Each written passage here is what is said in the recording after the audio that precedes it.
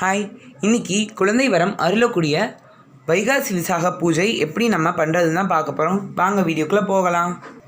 அரசு வேலை, குழந்தை வரம், பதவி உயர்வு, கல்வி, வீடு மனை யோகம் இதெல்லாத்தையும் வாங்கணும் அப்படின்னு நினைக்கிறவங்களுக்கு வைகாசி விசாகம் ஒரு அரிய பொக்கிஷம். இப்போ வைகாசி விசாகத்தை யாரும் மிஸ் பண்ணிடாதீங்க. வைகாசி விசாகம் இந்த இயர் 2024 மே 22 புதன்கிழமை அன்னைக்கு தான் நம்மளுக்கு இந்த இயர் வைகாசி விசாகம் வருது. இப்போ அன்னைக்கு முருகப்பெருமானை எப்படி நம்ம வழிபடுறதுன்னு பார்க்கலாம். வைகாசி விசாகத்துக்கு இன்னொரு பெயரும் இருக்குது. அது பௌர்ணமியோடு வர்றதுனால சேர்ந்து வர்றதுனால அதுக்கு இன்னொரு பெயரும் இருக்குது. அது குழந்தை வரம் அருளக்கூடிய வைகாசி பௌர்ணமி அப்படின்ற பேரும் அதற்குண்டு. எதுக்காக எல்லா விரதங்கள்லேயுமே வைகாசி விசாகத்தில் மட்டும் குழந்தை வரம் அப்படின்னு ரொம்ப டீட்டெயில்டாக சொல்கிறாங்க அப்படின்னா, முருகப்பெருமானே பிறந்த அந்த நேரத்தில் நம்ம முருகப்பெருமானை நினச்சி பூஜை பண்ணுறதுனால அந்த முருகப்பெருமானே அடுத்த வருடத்திற்குள் நம்ம வீட்டில் ஒரு குழந்தையாக தவழ்வார்ன்றது நிரூபணமான சத்தியமான உண்மை. அன்னைக்கு காலையிலே எழுந்திரிச்சு முருகப்பெருமானை வணங்குறதுக்கு முன்னாடி முதல் நாளே வீட்டெல்லாம் சுத்தம் பண்ணிவிட்டு பூஜை ரூமே நல்லா க்ளீன் பண்ணிவிட்டு, உங்களுக்கு முருகன் படம் அப்படின்றது வீட்டில் இருந்துச்சுன்னா அந்த ஃபோட்டோவை நல்லா க்ளீன் பண்ணிவிட்டு மஞ்சள் குங்குமம் வச்சு அலங்காரம் பண்ணிடுங்க முதல் நாளே. அதுக்கப்புறமா புதன்கிழமை காலையில் பிரம்ம முகூர்த்தத்தில் எழுந்திரிச்சு நீராடிட்டு பக்கத்தில் இருக்க முருகப்பெருமானோட கோயிலுக்கு போயிட்டு வந்து உங்கள் விரதத்தை ஸ்டார்ட் பண்ணுங்கள். குழந்தை வரதுக்காக ஆசைப்பட்டு இருக்கவங்க மனைவி மட்டும் இருக்கிறத விட தம்பதியினராக இருங்க, அது மேலும் ரொம்ப சிறப்பு. அன்னைக்கு விரதம் இருக்கிறப்பயே இந்த திருப்புகளையும் முருகப்பெருமானுக்கு பாராயணம் பண்ணுங்கள். இப்போ நான் சொல்லக்கூடிய இந்த திருப்புகழ் பதிகத்தை நீங்கள் வைகாசி விசாகத்தை அன்றைக்கி தான் சொல்லணும்னு இல்லை, செவ்வாய்க்கிழமை, செவ்வாய் ஹோரை முருகப்பெருமானுக்கு நீங்கள் எப்போல்லாம் எதாவது செய்யணும்னு தோணுதோ இந்த பதிகத்தை மட்டும் நீங்கள் பாடுங்கள். இதை பாடினோம்னா எத்தனை தடவை நம்ம முருகப்பெருமானுக்கு பாராயணம் பண்ணுறோமோ அந்தளவுக்கு முருகப்பெருமான் மனமுருகி அடுத்த வருடத்துக்குள்ளே நம்ம வீட்டில் குழந்தைய தவழ்வார்ன்றது நிரூபணமான உண்மை. அது என்னன்னு இப்போ பார்த்துடலாம். திருப்புகளில் ஒரு பதிகரம் இருக்குது. அதில் ஸ்டார்டிங் ஜெகமாயை உற்று என் அகவாழ்வில் அப்படின்னு ஸ்டார்ட் ஆகக்கூடியது. இதை நான் கீழே டிஸ்கிரிப்ஷனில் கொடுக்குறேன். இதை பார்த்து நீங்கள் இதை மனப்பாடம் பண்ணோம்னா ஒன்றும் அவசியம் இல்லை. பார்த்து முருகப்பெருமானுக்கு எத்தனை தடவை முடியுதோ அத்தனை தடவை முருகப்பெருமானுக்கு படிங்க. முருகப்பெருமானுக்கு குளிர்விச்சு இதை படிங்க. இதை படிக்கிறதுனால முருகப்பெருமான மனமுருங்கி நம்ம வீட்டுக்குள்ளே ஒரு குழந்தைய வருவார். இப்போ குழந்தை வரம் வேண்டி இருக்கவங்களுக்காக பார்த்தோம். மற்றபடி சும்மா இருக்கவங்க, சும்மா முருகனுக்காக விரதம் இருந்து ஆசைப்பட்டு இருக்கவங்க அன்றைக்கி கந்தர் அனுபூதி, கந்த சஷ்டி கவசம், திருப்புகழ் இப்படின்னு உங்களுக்கு என்ன முருகனோட ஸ்லோகம், அப்படி இல்லைன்னா எளிமையாக அவருக்குரிய காயத்ரி மந்திரத்தை கூட நீங்கள் சொல்லலாம். முருகனோட காயத்ரி மந்திரம் ஓம் தத்புருஷாய் வித்மகே மகாசீனாய தீமகி தன்னோ ஷண்முக பிரச்சோதயாத். இந்த மந்திரத்தை முருகப்பெருமானுக்கு 108 தடவை சொல்லி நீங்கள் அன்றைக்கி முருகப்பெருமானுக்கு வழிபடலாம். அதுக்கப்புறமா ஈவினிங் முருகப்பெருமானுக்கு பால் உங்களால் ரொம்ப முடியலைன்னா அட்லீஸ்ட் ஒரு 1/4 லிட்ரு பால் முருகப்பெருமானுக்கு கட்டாயம் வாங்கி கொடுங்க. அதே மாதிரி வைகாசி விசாகத்துக்கு இன்னொரு பேரும் உண்டு, பால் குடம் அப்படின்னு தான் முக்கால்வாசி பேர் நம்ம இந்தியாவில் வைகாசி விசாகத்தை சொல்லுவாங்க. ஏன்னா முருகப்பெருமான் பிறந்த இந்த நேரத்தில் இந்த கோடை வெயிலில் முடிஞ்சு முருகப்பெருமானுக்கு குளிர்விக்கிற விதமாக தான் நம்ம அன்றைக்கி முருகப்பெருமானுக்கு பாலாபிஷேகம் பண்ணுறோம். அப்படி உங்கள் வீட்டில் இருக்க பக்கத்தில் இருக்க சின்ன முருகன் கோயிலாக இருந்தாலும் பரவாயில்ல, அட்லீஸ்ட் உங்களால் முடிஞ்ச ஒரு கொஞ்சம் குவான்டிட்டி அளவாவது முருகப்பெருமானுக்கு இன்றைக்கி பால் வாங்கி கொடுங்க. மற்றது வாங்கி தர முடியலைனாலும். அதுக்கப்புறமா வீட்டில் முருகனோட விக்கிரகம் அப்படின்லாம் வேல் இருந்துச்சுன்னா அன்றைக்கி முக்கியமாக முருகனோட வேலை வணங்குறத நம்ம முக்கியமான வேலையாக வச்சுருக்கணும். முருகப்பெருமானுக்கு அன்றைக்கி முக்கியமாக பாலாபிஷேகம் பண்ணிடுங்க. இது நான் எப்பயும் சொல்லக்கூடிய கட்டாயம் முருகப்பெருமானுக்கு வைகாசி விசாகத்தன்று 1 டம்ளர் பால்லையாவது கொஞ்சமாக நாட்டு சக்கரை போட்டு கட்டாயம் வச்சுருங்க, எந்த நெய்வேத்தியம் பண்ண முடியலைனாலும். இப்போ விக்கிரகத்துக்கு பாலாபிஷேகம் பண்ணிடுங்க. அதுக்கப்புறமா உங்கள் வேல் இருந்துச்சுன்னா அதுவும் பண்ணுங்கள். இது ரெண்டுமே இல்லைன்னா முருகப்பெருமானோட ஃபோட்டோவுக்கு அன்றைக்கி மலர்கள் வாசனை மலர்கள் முருகப்பெருமானுக்கு சாத்துங்க. அப்படி எதுவுமே கிடைக்கலன்னா செவ்வந்தி இதெல்லாம் வச்சு அட்ஜஸ்ட் பண்ணிவிட்டு அன்றைக்கி முருகப்பெருமானுக்கு கட்டாயம் வைக்க வேண்டியதுன்னா செவ்வரளி மலர்கள். நம்ம நார்மல் ரோஸ் அரளியில் செவ்வரளின்றது ஒரு பிளட் கலரில் இருக்கும், ரெட் கலரில்.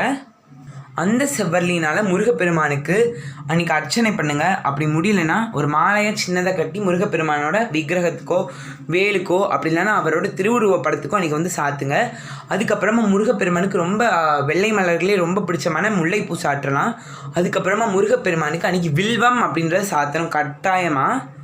எதனால் வில்வத்தை வைகாசி விசாகத்தன்னைக்கு முருகப்பெருமானுக்கு நான் கட்டாயமாக சாத்தணும்னு சொல்கிறேன்னா, முருகப்பெருமான் சும்மா ஒன்றும் பிறந்துடல, அப்பாவோட ஈசனோட நெற்றிக்கண்ணில் தான் பிறந்தார்.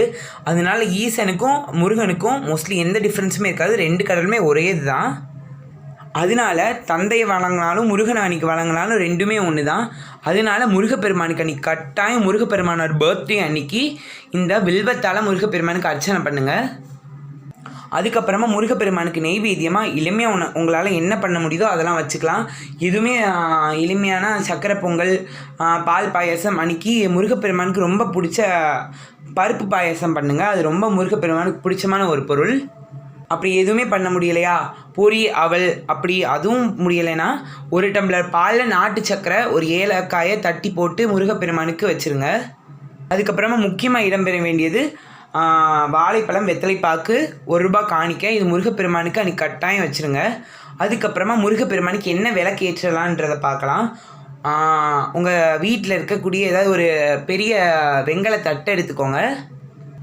அதில் நம்ம கோலம் போடக்கூடிய அரிசி மாவுனால் ஒரு ஸ்டார் வரைங்க. ஸ்டாருன்றது நம்ம நார்மல் 5 சைட்ஸ்க்கு இருக்கக்கூடியது வரையக்கூடாது, 2 முக்கோணம் சேர்ந்த ஸ்டார் 6 சைடு இருக்கணும்.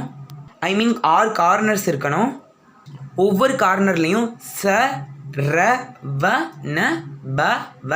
சரவண பவ அப்படின்ற இந்த தமிழ் லெட்டர்ஸ் எழுதணும். ஒவ்வொரு கார்னர்லேயும் நடுவில் உங்களுக்கு கேப் இருந்துச்சுன்னா ஓம்னு எழுதிக்கலாம். இப்போ ஒவ்வொரு லெட்டருக்கு மேலேயும் ஒவ்வொரு வெத்தலை வைங்க. ஆனால் வெத்தலை முழுசாக வச்சிடக்கூடாது, கழுவிட்டு சுத்தம் பண்ணிவிட்டு காம்பை கட் பண்ணி தனியாக வச்சுருங்க. அந்த வெத்தலையை மட்டும் வைங்க. அந்த வெத்தலைக்கு மஞ்சள் குங்குமம் போட்டு கட்டாயம் வச்சுருங்க. அது நுனியில் வைக்கிறது ரொம்ப சிறப்பு. அதுக்கப்புறமா இப்போ வச்ச ஒவ்வொரு வெத்தலைக்கு மேலேயும் ஒவ்வொரு அகல் வைங்க. அகலுக்கு மஞ்சள் குங்குமம் பொட்டிட்டுட்டு அன்றைக்கி முருகப்பெருமானுக்கு பால் வந்து ரொம்ப ஸ்பெஷலாக சொல்லக்கூடியது. அதனால் முடிஞ்சால் நெய்யில் ஏற்றலாம், அப்படி இல்லைன்னா சுத்தமான நல்ல நெய்லையும் முருகப்பெருமானுக்கு அந்த விளக்கு ஏற்றலாம். 6 விளக்குலையும் எண்ணெய் இல்லைன்னா நெய் விட்டுட்டு வெள்ளைத்திரி போடுங்க. அப்படி இல்லைன்னா முருகப்பெருமானுக்கு ரொம்ப மிக பிடிச்சமான கலர் ரெட்டு, அந்த ரெட் கலர் திரி கூட நம்ம போடலாம். அதுக்கப்புறமா இப்போ இதெல்லாம் பண்ணி ரெடி பண்ணி வச்சுருக்க விளக்குக்குள்ளே அந்த காம்பு கட் பண்ணி வச்சுருந்தோம் இல்லையா, ஒவ்வொரு வெத்தலைக்கு மேலே அந்த காம்பெலாம் போடலாம். அந்த காம்பை வந்து விளக்குக்குள்ளே கட்டாயம் போட்டு அன்றைக்கி விளக்கு ஏற்றுங்க. ஒரு விளக்கு ஏற்றுறதை விட இந்த 6 விளக்கு எதனால் ஏற்றோம்னா, முருகப்பெருமான் 6 குழந்தைய சரவண பொய்கையிலேருந்து பிறந்தார். அதை நினைவு கூறுற வகையில் தான் அன்றைக்கி நம்ம 6 விளக்கு ஏற்றுறோம். இதை ஏற்றுங்க கட்டாயம். அடுத்த வருடத்துக்குள்ளே முருகப்பெருமான் உங்கள் வீட்டில் ஒரு குழந்தைய வந்து தவழ்வார். அதுக்கப்புறமா முருகப்பெருமான் வைகாசி விசாகத்தன்னைக்கு எப்படி பிறந்தாருன்றதை பார்க்கலாம். சூராதி சூரன் சூரபத்மன் தேவர்களை ரொம்ப வதைத்து கொண்டு ரொம்ப சித்திரவதை பண்ணிக்கிட்டு இருந்தான். அப்போ எல்லா தேவர்களும் சிவபெருமான்கிட்ட போய் முறையிட்டப்ப, உங்களை காத்து ரட்சிக்க ஒரு குழந்தை பிறந்து அந்த சூரனை வதம் செய்வான் அப்படின்னு வாக்கு கொடுத்தாரு. ஈசனோட நெற்றிக்கண்ணிலேருந்து ஒரு 6 தீப்பொறிகள் வந்தன. அந்த 6 தீப்பொறியும் கங்கை நதியில் இருக்கக்கூடிய சரவண பொய்கையில் மிதந்து வந்து 6 தாமரைகளில் வைகாசி விசாகத்தன்று விசாக நட்சத்திரத்தோட கூடிய பௌர்ணமி நாள் அன்று 6 தாமரையிலே 6 குழந்தையாய் வந்தான் என் முருகன் ஐயன். இந்த 6 குழந்தைகளை 6 கார்த்திகை பெண்கள் தான் குழந்தையா நினச்சி வளர்த்தாங்க. அதனால முருகப்பெருமானுக்கு கார்த்திகேயன் இன்னொரு பெயரும் உண்டு. அதனால தான் முருகப்பெருமானுக்கு அன்றைக்கி நம்ம 6 விளக்கு ஏற்றி வழிபடுறோம். இப்போ இந்த விளக்கெலாம் ஏற்றிட்டு முருகப்பெருமானுக்கு அன்றைக்கி உங்களால் முடிஞ்ச, நான் முதலே சொன்னேன், அந்த கந்தகுரு கவசம், கந்தசஷ்டி கவசம், முருகப்பெருமானுக்குரிய ஸ்துதிகள், ஸ்லோகன்கள் இதெல்லாமே பாராயணம் பண்ணலாம். அப்படி இல்லைன்னா எளிமையாக ஓம் சரவண பவ இந்த மந்திரத்தை 108 தடவை சொல்லுங்கள். நீங்கள் மற்ற காயத்ரி மந்திரம் எது சொல்கிறீங்களோ இல்லையோ, முருகப்பெருமான் 6 பிறந்த அன்னைக்கு இந்த 6 எழுத்து மந்திரத்தை நம்ம கட்டாயம் சொல்லணும். ஜெகமாயையோடு சேர்த்து குழந்தை வரன் வேண்டுறவங்க. மற்றவங்க கட்டாயம் ஜெகமாயை சொல்லினாலும் இந்த ஓம் சரவண பவ அப்படின்ற இந்த மந்திரத்தை தினம் அந்த நாள் ஃபுல்லாகவே நம்ம சொல்லிக்கிட்டே இருக்கணும். 108 தடவை வில்வத்தினால அர்ச்சனை பண்ணுங்கள். அப்படி இல்லைன்னா எந்த மலர் இருக்கோ அதை முருகப்பெருமானுக்கு மனமுருகி வைங்க. முருகப்பெருமான் கட்டாயம் ஏற்றுக்குவார். அதற்கப்புறமா ஈவினிங் பக்கத்தில் இருக்க முருகப்பெருமானோட கோயிலுக்கு போயிட்டு முருகப்பெருமானை வேண்டிட்டு வந்து அவங்க விரதத்தை முடிச்சுக்கலாம். கோவிலில் போய் முருகப்பெருமானுக்கு அன்றைக்கி 6 விளக்கு கட்டாயம் ஏற்றிட்டு வாங்க. முருகப்பெருமானை வேண்ட வேண்ட நம்மளுக்கு அரசு வேலை அப்படின்றது அரசு உத்தியோகம் அப்படின்றது நிறைய பேருக்கு கிட்டும் முருகப்பெருமானை வழிபடுறதுனால. அதுக்கப்புறமா இன்றைக்கி முருகப்பெருமானை வழிபடுறதுனால கல்வி, அரசு உத்தியோகம், அரசு பதவி உயர்வு இது எல்லாமே அன்றைக்கி நடக்கும். அதுக்கப்புறமா நார்மலாக இருக்கவங்க, விரதம் இருக்க முடியாதவங்க எப்படி வழிபடுறதுன்னு பார்க்கலாம். இவங்களுக்கு சொல்லக்கூடிய இன்ஸ்ட்ரக்ஷன்ஸ் தான் விரதம் இல்லாமல் ஃபாலோ பண்ணிக்கோங்க.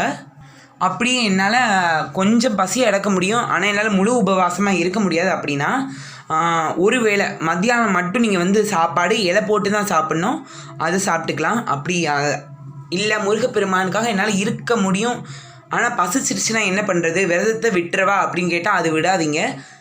உங்களுக்கு கொஞ்சம் அந்த பசியை ஸ்டாப் பண்ணி வச்சுருக்கிறதுக்காக பாலும் பழம் சாப்பிட்லாம். அப்படி இல்லைன்னா அவல் பொரி இந்த மாதிரி எளிமையான உணவுகளை எடுத்துக்கோங்க.